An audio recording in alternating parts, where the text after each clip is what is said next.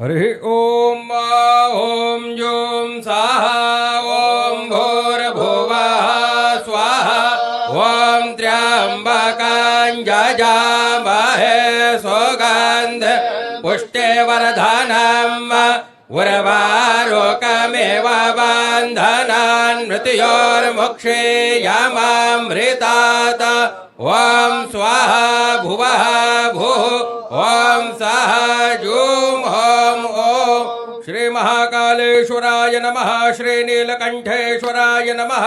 श्री कालभैरवाय नमो नमः यं यं यं यक्षरूपं दशदिशि वदनां भूमिकम्पायमानां सं सं संहारमूर्तिं शिरमुकुटजटा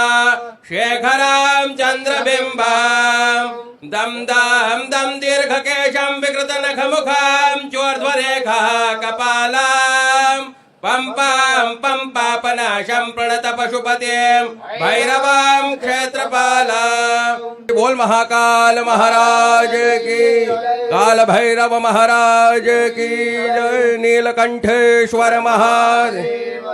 कृष्णाय वासुदेवाय हरये परमात्मने प्रणतः क्लेशनाशाय गोविंदाय नमो